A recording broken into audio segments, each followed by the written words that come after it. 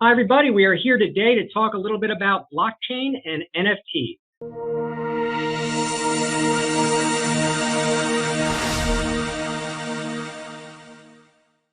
Hello, everybody. We are here today with Mary Kucek. Mary is the founder and the CEO of OvaryIt, and she's here today to talk to us a little bit about blockchain and NFTs and how she was able to implement these in her company. Mary, thanks so much for joining us today.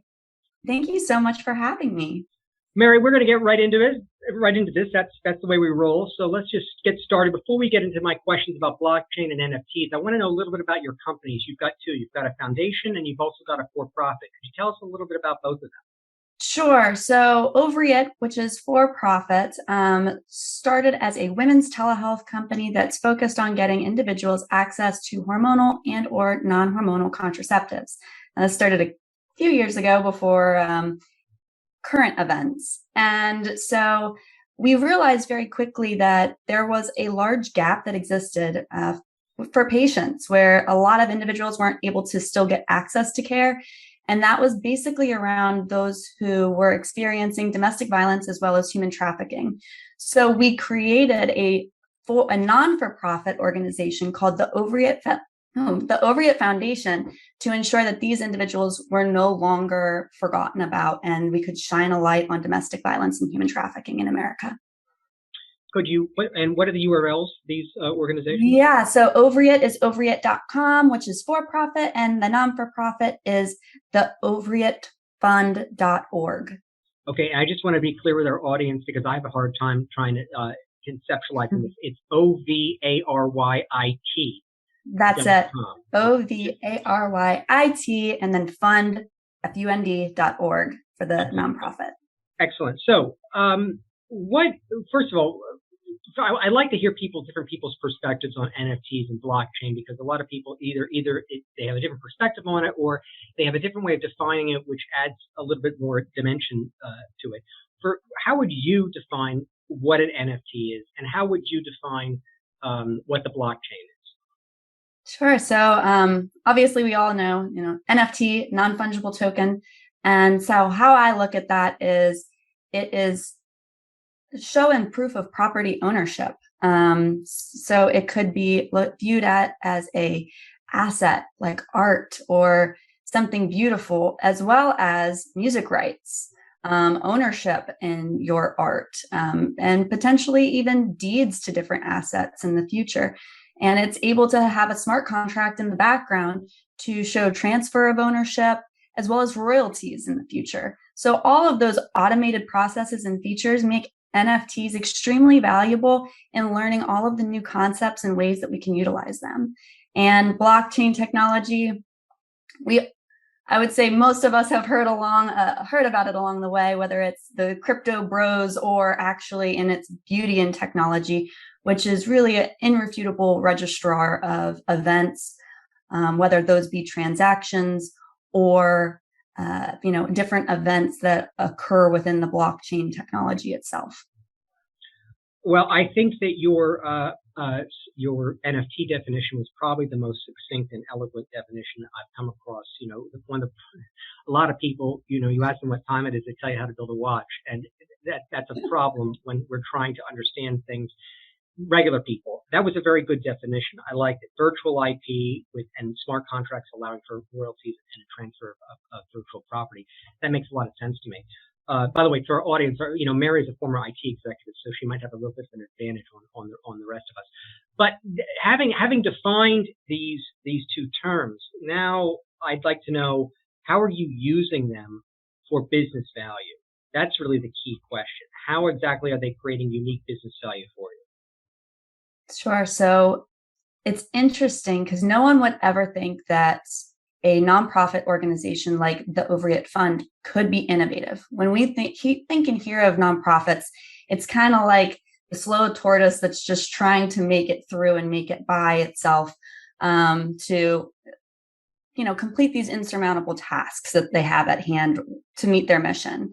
And we looked at it and said, why can't foundations and nonprofits be looked at as innovators as well? And so we wanted to create something which is an NFT collection on Stellar's blockchain to be able to sell memberships, event tickets, and other items. And that way, the donor now has a tangible, beautiful piece of art that they're able to share and showcase, and they could even use it as a collector's series. So instead of having the basic, oh, just donate to this campaign, you're able to see exactly what this campaign is going to do, and you can be a part of it. You can get a membership for it. You can join the event with it, and you have access to show on your, through all of your socials and everything else to spread the messaging and the word. Well, I'm still, you're going to have to, I'm not quite sure I understand yet. So what I did get from this is that you're using this to drive contributions in the nonprofit. And you mentioned that you have an NFT collection. So are you suggesting that the donors are able to purchase NFTs?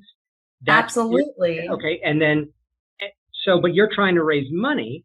So presumably they are overpaying for the NFTs, or, how do you assign a value to the NFTs? And what are the nature of the various NFTs? What sort of things are these people buying? You said events. I'm not quite sure I understand how. So have you ever donated to a nonprofit? And, it could even be a $35 donation, and they just send you like a pen in the mail. Nothing that glamorous, but you knew you did something nice and you did something good. So it's the same premise of this, except for you now, instead of having a pen that just gets thrown on your desk, you have a beautiful piece of art that was created. So we are selling these NFTs, and people are able to showcase this art. Sometimes they're even coming up in as memberships. You can be members of all different types of nonprofits that exist in the world. Many art galleries are nonprofits. I know the Devon Horse Show outside of Philadelphia, they have memberships as well, right? And you can go to different events. You can create all of these different concepts with memberships, generic memberships within a nonprofit. And instead of just having a membership program on your website that no one can really show off, they can't prove that they're a member, they can't show that this is an organization that they support outside of me telling someone that I'm supporting this organization. Instead, now you can buy an NFT, you can show everyone that you're supporting this organization flat out by owning this NFT. You can make it your profile picture, you can share it with your friends and show them that I have this unique NFT from membership. And so you can even put utility behind it. So for us and our members, they have free access to education. And this includes, health information type of education, as well as how do you avoid human trafficking? How to prepare your children to avoid human trafficking and grow, trying to raise children to avoid these types of horrible acts that occur to them. If you're in a domestic violence situation, where do you go? What do you do? So these memberships from donors provides us to be able to get this donation fund, invites them to any different meetings, webinars, anything. They have full access and transparency into everything that we're doing, which is exactly what you want in a nonprofit, is to have transparency. You mentioned that in some cases the NFTs are artwork that the donors are receiving. Do you get that from other donors, people who contribute their art or the NFTs to their art? Where does that come from? How is that generated? So we had an artist create distinct images for us. So the NFT collection that we created is called the Hidden Faces of Domestic Violence. So it's kind of the silhouette of an individual, of a woman, but you can't see her face. And it's to show that there are women among us that are walking around that we see on a day-to-day basis, and we might not realize that they're in a domestic violence situation. And so we hired this artist. They are able to, they pretty much donated their art to us, but through these smart contracts in the NFT, they took 2.5% of all proceeds. The rest of it goes to the OvaryIt Foundation, and the platform that we're using, which is the Blue Marble platform, built on Stellar Network, they are also taking 2.5% of the NFT proceeds. So just like you would use any use case of donor box, for example, it's like 2% to use donor box. It's 4% to be able to collect funds through Stripe. It's just reallocating those funds and allowing donors to interact with you in a whole new way, and also gain new donors that you've never reached before because they like the art or they like the innovation behind what we're doing. So you mentioned that the smart contract is what enables the artist to earn their royalties, and smart contracts are only possible with the blockchain, and of course the NFT is only possible with the blockchain. I do know a little bit about the blockchain, not to be dangerous. What I know is that smart contracts work on the Ethereum blockchain. So I'm assuming that this Stellaris network is part of the so-called Ethereum blockchain. And would that be fair to say? It's not. So Stellar Network is its own network. It's still a top, I think, 30 crypto in the worldwide, I should say. Ethereum has smart contracts. Solana has smart contracts and NFT collections. Stellar has smart contracts and NFT collections. There's different options out there. What attracted us to Stellar was very low minting cost. And when you're looking at NFT collections, minting is how much it takes for you to essentially upload and get your NFT collection onto the blockchain. It's the easiest way in terms I know how to be able to really describe that whole process, is just getting your NFTs minted onto the blockchain and made available for the public to be able to buy. So minting a NFT collection on Ethereum can be thousands and thousands of dollars, which is why you often hear about Ethereum is they're putting so much marketing dollars behind. The artists themselves are putting tons of money up in collateral to say, I'm going to pay $5,000 in minting fees. I need to pay, $20,000, $30,000, $40,000 in marketing and advertising for this NFT collection in order to get my money back and get a strong ROI. And with Stellar, it's pennies on the dollar to be able to mint on Stellar Network. So for a nonprofit foundation, this was a no-brainer to us. And their technology is extremely well built. They've been working with the SEC. They've been working in collaboration with a lot of the federal government to make sure that they're staying on the up and up. So they're a very well trusted cryptocurrency as well as blockchain technology that's existed for many, many years now. Fascinating. I'm learning a lot. Were there any other? Well, first of all, two questions. Were there any other costs besides the minting costs that you had to evaluate as part of your business decision to go with this particular network?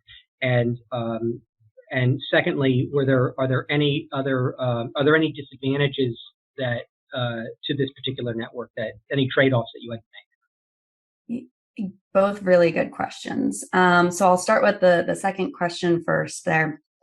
Stellar Network, the NFT collection themselves, it's not as well marketed as an Ethereum network. So where you go to Ethereum and you're going to see NFTs selling for $20,000, $30,000 a piece, but you have to put a lot of money to back those high sale values. You're not going to make as much with Stellar most currently. Hopefully in the future that changes, especially is that because of networking effects, because you just don't have that many people using Stellar? There's a ton of people using Stellar. It's just not to the Ethereum level yet, right? Everybody knows Vitalik Buterin of Ethereum. He is essentially an icon, since Satoshi Nakamoto does not really exist as far as blockchain Bitcoin is concerned. So I would say he's the automatic king of blockchain technology in the world at this point. So having that pin in his cap allows Ethereum and Ethereum network to really soar and be viewed as an innovator and, what they're able to do next in line. And they're doing a lot of great technology. If you have the marketing dollars and you have all of the, you have collateral to be able to put up front to create an NFT collection, Ethereum is a great, great option. As a nonprofit, though, it just didn't make sense for our business prop.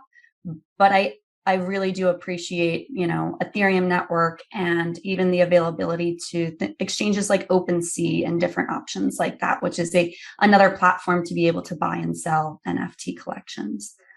I want to get to that other part of the question, which had to do with costs. Besides minting costs, and by the way, this is the pure education for me. Okay, so speak to me as if you're speaking to a 12-year-old. But when you talked about minting costs, okay, what other costs did you have to evaluate? What other costs are built into to this process of using the blockchain to sort of promote and sell NFTs that you had to be cognizant of? So you need to know the minting costs, also platform costs, right? Like we minted ours on the Blue Marble, which is a NFT buying platform. They really focus around nonprofits as well as I'd say smaller corporations, but they really, really, really want to do well in the world. And they just launched, they're trying to create a open forum and network for nonprofits to be able to utilize the blockchain and get donors to start thinking in innovative ways. So you need to think about the platform costs that you're going to mint in, because it's essentially, think about it like an Etsy shop or Shopify, right? Like you have to get to the platform in order to be able to buy these NFTs. Same exact thing in blockchain world. So OpenSea is a very well-known NFT platform, and hopefully Blue Marble will also be a very well-known NFT platform in the future as they continue to develop. And the last cost is going to be your artist costs. We were fortunate to find an affordable artist that really wanted to just do this for the cause. Shout out to Sir Cheesley, the artist. And so we were very fortunate in that way. And so your artist costs might be a little bit higher, especially if it's not for a necessary cause, but you're just looking to create your own NFT collection. Shout out to Sir Cheesley, indeed. Thank you, Sir Cheesley, for making it happen. So were there any particular problems or challenges that you had implementing this? Did you need any particular tools or special skill sets besides having the artist, or was this something that you were able to coordinate pretty easily on your own? It was really easy to coordinate, and I would say Blue Marble made that pretty easy. They're one of the few platforms that allow for Stripe payments. So if you don't want to have to go buy stellar lumens and transfer it to a wallet and then pay in more, pay crypto in order to buy your NFT, sometimes it's a little bit more convoluted, right? And anytime you buy anything in crypto or NFTs. So they actually connected to Stripe to make donations as easy as possible. So you can just go on, create a profile, check out with your Visa card like you would anything else. And now you have a really cool NFT that has utility behind it and that smart contract that we were talking about. So it's really up to the platform that you're using, but they made it really, really easy. The artist just sent like very clear resolution pictures and Blue Marble took it away and did the rest. I just kind of created the content around, explaining what these funds are going to be used for, what people are going to be able to get with these NFTs. Again, kind of going back to that education and events in the future, those type of aspects. So that utility all got to be delivered in a very succinct platform and method. So we've had great success thus far on our NFT launch, and I'm really excited. We got new donors, and we have some of our past donors that it's their first time ever going into blockchain technology or buying an NFT. And we brought these two sides together in such a cool way. I'm amazed at how innovative and ingenious this is, and that you were able to build not just the for-profit company, but the foundation, and then leverage NFTs in such a creative way. Very, very impressive. Now, we mentioned in the beginning, you don't just run the foundation, you run the for-profit. You also have a long history of being a former IT executive, and so you're fairly sophisticated about the business world. Do you have any thoughts about just, I mean, we're all allowed to have opinions. Do you have any particular thoughts about how NFTs could be used in the by just your typical Fortune 1000 business to create value or to drive business value in some ways? I mean, I'd be curious to know what you think about that. If there's any ideas that you have, or how you think about that particular question. Absolutely. So, there are different certifications. Even like you ever go onto a website and you see they have like a little certification code at the bottom left-hand corner of their website, whether it be like this site's HIPAA compliant, or in my case, like legit script certified, or whatever it might be. Sometimes you need a third-party auditor to audit your platform, your account, anything like that. How cool would it be if it's now on a smart contract? All of your contracts can be smart contracts and automatically populates that little website beacon onto your website for you to show that you're in compliance. There's tons of different opportunities in the future because of smart contracts that, an NFT right now, everybody is utilizing it as art, but it could be a deed to a property in the future. It could be really anything showing ownership or an asset.